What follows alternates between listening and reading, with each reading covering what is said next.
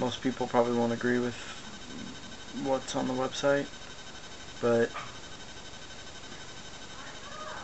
I like it.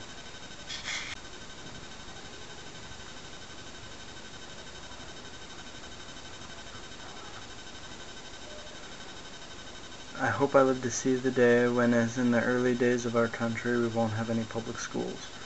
The churches will have taken them over again, and Christians will be running them. What a happy day that will be.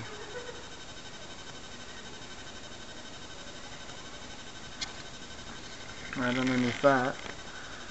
Oh, that was Jerry Falwell, by the way. Right underneath that. Secular schools can never be tolerated because such a school has no religious instruction, and a general moral instruction without a religious foundation is built on air. Consequently, all character training and religion must be derived from faith. We need believing people. Our job is to reclaim America for Christ, whatever the cost. As the vice-regents of God, we are to exercise godly dominion and influence over our neighborhoods, our schools, our government, our literature and arts, our school arenas, our entertainment media, our news media, our scientific endeavors, in short, over every aspect and institution of human society.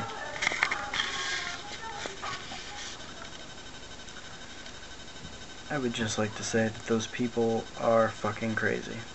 Actually, you can go to the website. It's called Had Enough Religious Bullshit. You can find it at http://www.edkrebs.com/herb. HERB, Had Enough Religious Bullshit.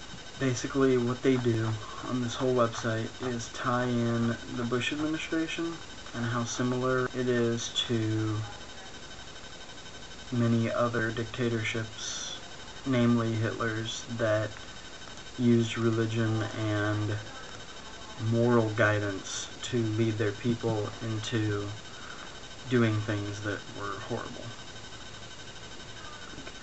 This is George Bush quoted in George magazine, September of 2000. I've heard the call. I believe God wants me to run for president. If that wasn't bad enough, here's Adolf Hitler. I would like to thank Providence and the Almighty for choosing me of all people to be allowed to wage this battle for Germany. Then underneath Adolf Hitler, Osama bin Laden. A person who is guided by God will never be misguided by anyone. Osama bin Laden. The man most Americans hate right now. Saying pretty much the exact same thing that our president did.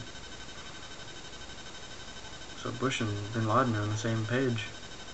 Lieutenant General William Boykin, the Defense Undersecretary in charge of hunting down top terrorists in Iraq and Afghanistan, had this to say. George Bush was not elected by a majority of the voters in the United States. He was appointed by God. He's half right. If God appointed him to be our president, then I'm proud to be an atheist.